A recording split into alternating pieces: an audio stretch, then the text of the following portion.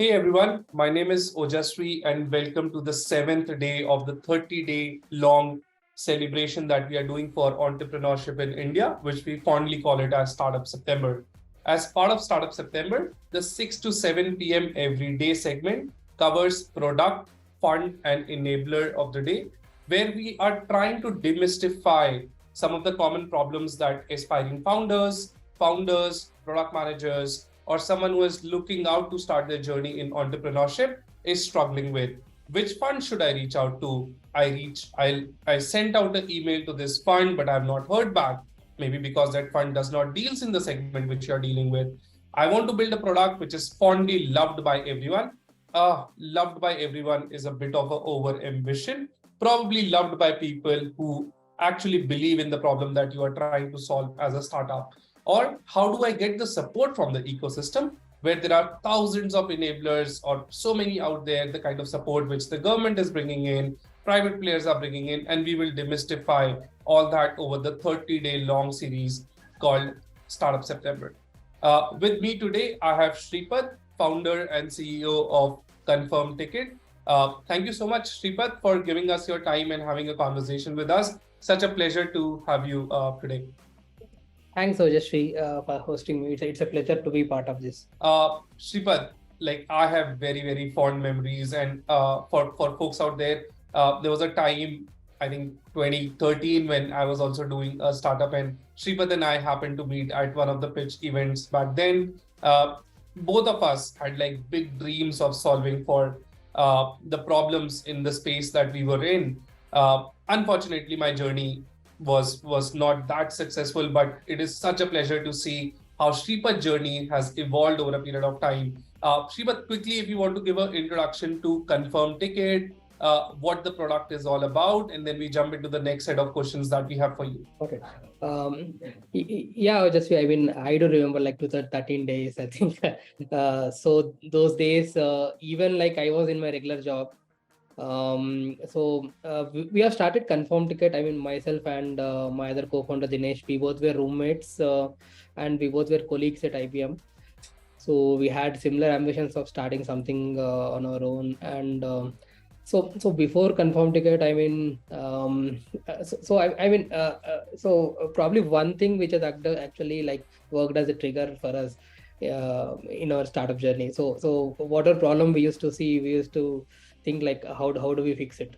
On the first day of our IBM, I mean I started our career with IBM, so I got cheated by Autowala. So we thought like, I mean, why can't we build an app which will tell you like up to what extent you can pay to Autowalas. I mean, we built an app and it did not work out, and the next thing which was I mean biggest problem for us, like we never used to get train tickets because most of the tickets used to be on wait list. So we thought like, I mean most people say that okay, is train mein 10 waiting list ho jayega. I mean, so how do people say? They say based on their past experience. Why can't we build a ML model which will actually predict the tickets? So that's how we have started. So we used to be a utility app. So we used to someone who puts a PNR, we used to predict like whether your ticket will get confirmed or not. We used to show 3 color codes. And later, we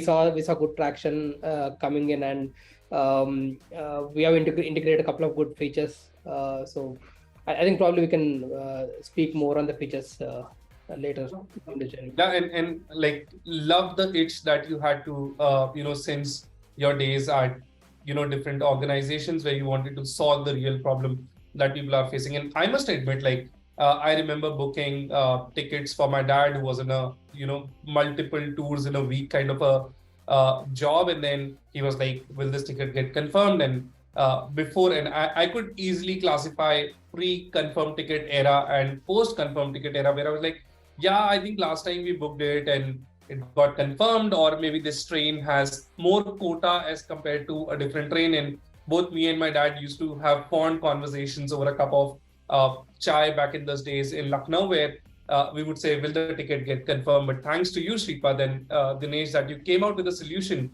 which actually helped us understand will this ticket get confirmed or not? And rest is history. Like I have been closely watching your story on how Confirmtkt from a utility app became a booking app, and we'll go deeper into it.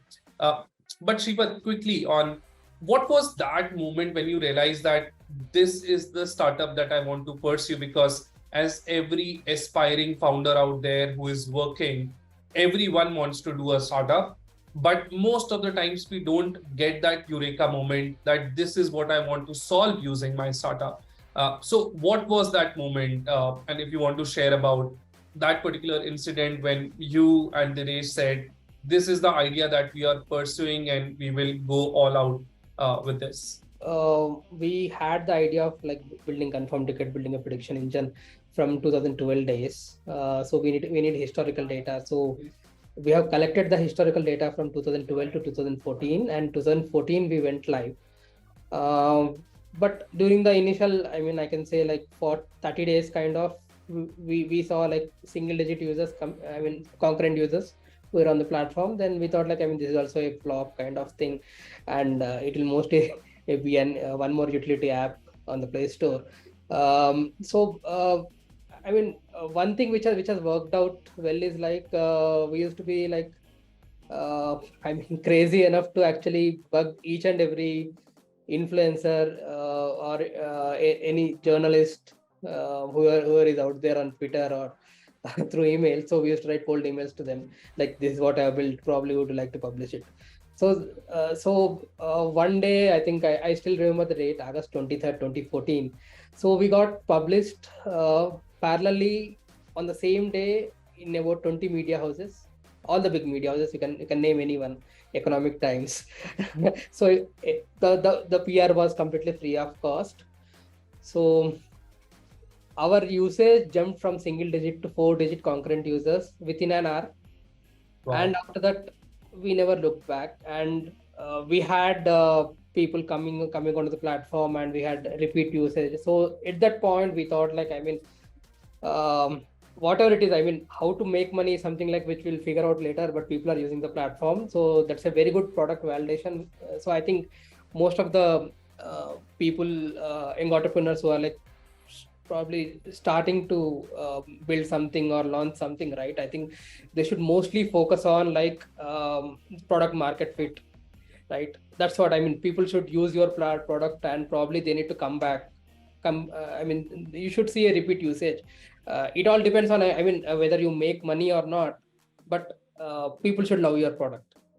And later, most of the times people are thinking about how do I grow my top funnel and spend dollars in bringing a top funnel, but probably they don't look at how leaky my funnel is, or how should I look at, say, a LTV metrics for my consumers, and then they keep on putting in money at the top, but then at the bottom, people are not coming back to your platform. So, one takeaway that I'm taking away is like focus on retention, focus on building products where you have your consumers. And the other very, very important thing out there for folks is that a lot of times people don't even measure these kind of metrics. So I think start looking at these metrics out there as well. Sripad, this space is very, very cluttered. You go and Google on PNR status or a bunch of things, and you will probably have 10 pages of Google telling you multiple links that one can go to. In such a cluttered market, I think Confirmtkt has made a mark for itself. So what was the USP, or how were you able to do this? Because I think most of the people, when they look at building stuff, the first thing which comes to their mind, oh, somebody is already in this space. Should I go and pursue this idea or not? So one, why did you pursue this idea in already cluttered space? And what was that differentiator that you guys focused on? One thing what we used to think like, okay, because this is an ML platform, and having an historical data will act as a moat, and no one will build this, right? But that's not true. I mean, you have like hundreds of aspiring entrepreneurs out there working on the same idea. So only thing probably what matters is like, I mean, how strong is your product, and whether it is like I mean, how easy you are actually making the things for people. Probably one example was like most of the apps which were on the Play Store, So then they never used to show availability for all the 10 trains which are available in that in between a source and destination. Whereas Confirm Ticket used to show everything on a single page. That was the Wow. primary USP for us. I mean, that was very small, but it matters a lot. 100%. And I heard ML multiple times, Sripad by you, and now is when everyone is trying to ride on that bandwagon of AI, ML, and you guys started working on it back in those days. So how do you compare the space now versus the space then, and how has it evolved in your journey as well? Sure. I mean, see, I think when we launched, it was very basic ML model we used to use, and now I mean, as we have a good amount of historical insights, and I mean, we even added multiple dimensions to the data what we actually crunch. Coming to the space, right? I mean, I mean, probably I should not point out. I don't want to point out anything, but most of the platforms, right? I mean, they claim it as ML and AI, but actually, I mean, what model they are using and to what extent they are using, it's very minimal. I mean, so probably so whoever is building that, they should focus on instead of claiming it, probably we need to get into it very deep and probably build a good model which is very useful. And later you can probably think on how to make money out of it, and probably how to raise your funds. That's very critical, because I mean, your base should be very strong. Yes, like 100%. Like a lot of times when I meet people and they're like, I'm using this particular technology, and they use all the buzzword out there, and then you realize, oh, the usage of that particular technology is not there. So make sure whatever technology that you are using it to solve for the problem, you're using it in the right way. And Sripad, like you touched based upon when you were starting the journey or the early days of Confirm Ticket. You used to ping a lot of influencers so that they are able to talk about your product, to getting covered in almost all the media houses, and then doing a Confirm Ticket ad with like such a mega star like Rana, such a awesome journey. And there was this incident which happened in Confirm Ticket's journey in 2021, which was the acquisition by Ixigo. Share a little bit more about how that journey was from running Confirm Ticket then, and then how was that acquisition happened, and how has Confirm Ticket now going bigger and bigger with like Ixigo is such a big OTA out there, and I know Alok and Rajneesh and the kind of vision that they have for this industry, and bringing Confirm Ticket along makes it a mammoth in itself. So share a little bit more about that journey as well. Yeah, so I mean, so most of our initial growth was a product-driven growth. I mean, we never used to spend any marketing dollars. We never used to run any performance ads. So from 2014 to 2018, I can say we would have spent roughly 10-20 lakhs on marketing over a period of 4 years. So most of our growth used to come through product and what features we adding, and what value we create. And but soon, I mean, so 4 years we have spent on building the product, but we thought I mean, it's very, because as we have good traction, it's easy to actually make 1 rupee from a user. We had about 5 to 6 million users during that time coming onto the platform. So it's a good revenue to actually get started. But what we slowly realized is that making that 1 rupee from the user is pretty tough. Because we tried multiple models. One is I mean, we thought we run ads, we show ads to the user, and we make good money from the ads. It did not work out, and we thought okay, most of the trains would be on waitlist. Why can't we book a bus ticket and a flight ticket? So that did not work out, and the only thing which has worked out was train booking, which we started in 2018. But slowly what we realized is that most of our users were coming onto the platform, they are coming with a mindset of predicting the ticket. But they don't have that intent of booking a ticket on our platform.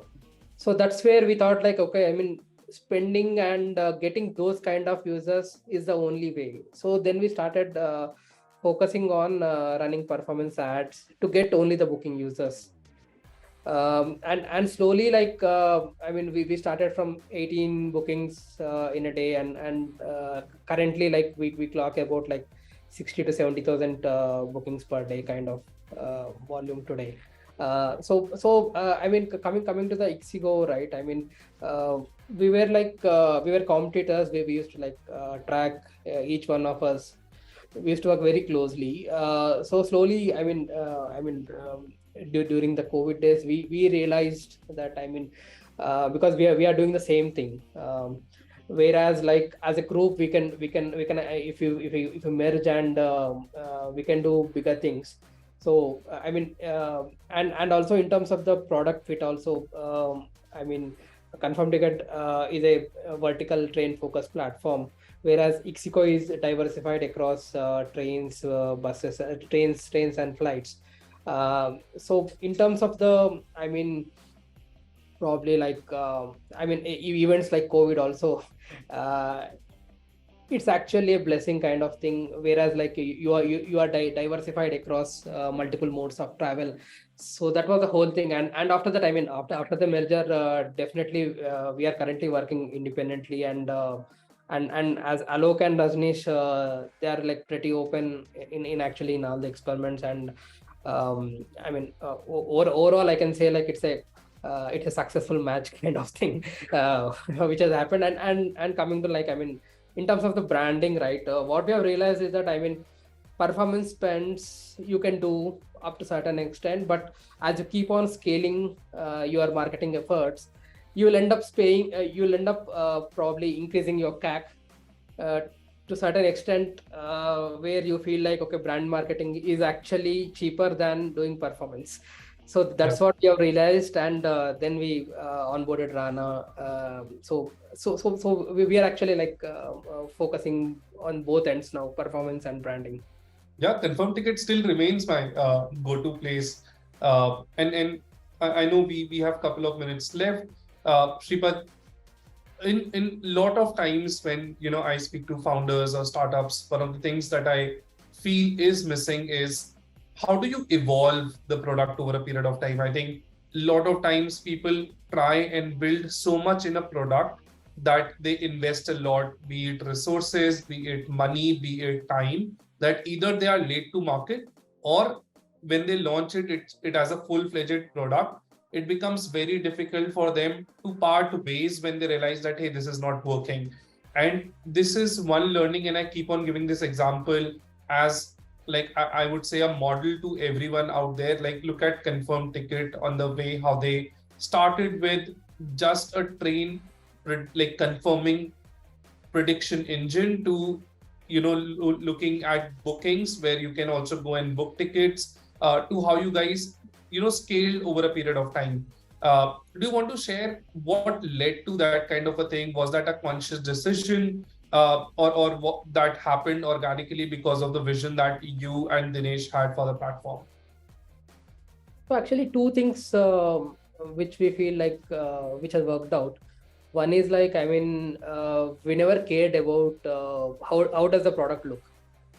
I mean, we are more focused on, I mean, how useful the product is. I mean, our initial version was like, it was just a single web page, nothing else. So, and other thing was, whatever we were building, we were shipping it very fast. That's what I mean matters, because if you have like 2-3 players who are doing the same thing, how fast you execute is what actually matters. And other thing is like, when we started in 2014 2015, it was like early days of Android. I think I still remember like we had those Samsung phones uh, which were very small. So the Android adoption was very less. So what we did is we launched a mobile web, and within a month we shipped an Android app, and there was Windows platform also which was picking up. Windows as a mobile OS, it was picking up, and we have launched a Windows app. So that gave us a good amount of push. Whereas like other apps, they were lacking that. Either like the app used to like, I mean, there were glitches in the app, and so I mean, it all depends on the, I mean, speed and execution. That's what I feel. Yes, 100%. And I think if you are there at the right time and even with a scrappy product, I think it is far more better than not having the product out there. Sripad, what is the biggest challenge that you have faced in your journey of entrepreneurship, and how did you overcome that particular thing? So I mean, a couple of things. So first thing was bringing your first employee on board. So I mean, our first employee ran away on the day one. Wow.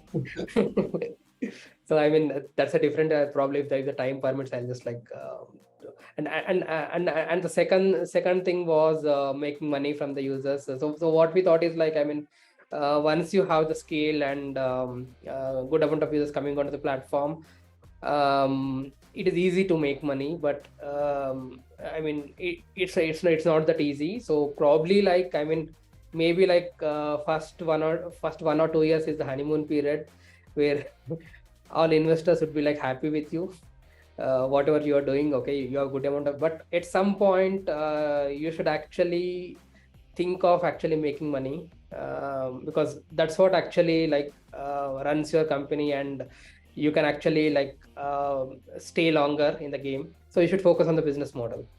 Okay, that's helpful. Sripad, I think a lot of people who are watching this or will watch in the future are also people who are in college. Someone is doing a job out there somewhere, but has a dream to be like you, someday. And you started working in organizations, and then you entered in your journey as entrepreneurship. What is that one learning or advice that you would want to give it back to those community? Got it. I mean, so even when I started, I thought it's a 1 year or 2 year journey. So I had saved few funds. So I thought like, if it doesn't work out, probably I'll just go back. But what I slowly realized is that, I mean, it's a 7 to 10 year game which you should be ready for. And other thing is, I mean, it's more of like, I mean, don't build anything for money. I mean, because I mean, if you feel like, okay, I'll be a millionaire by starting something, then if you are coming with that mindset, it's hard to actually scale up. Probably like focus on the product, and money is a byproduct which will come in. Yeah, I think that's pretty much it. Because I think very early times when we were early in the startup era, and now it has flourished so much. Everyone was like, I want to be that millionaire out there, but very few people were building actual products that was solving the problem. But thank you so much, Sripad, for this conversation. I think everyone who watched is watching this is learning so much, and people who will watch it like will learn so much from your journey. And I'm personally very inspired by you, Sripad and Dinesh, on the journey and the hustle that you guys kept on doing.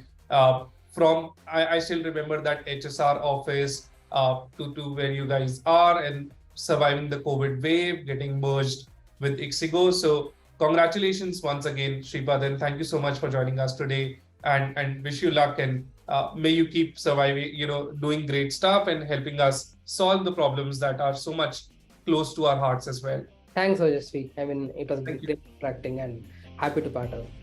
Thank you.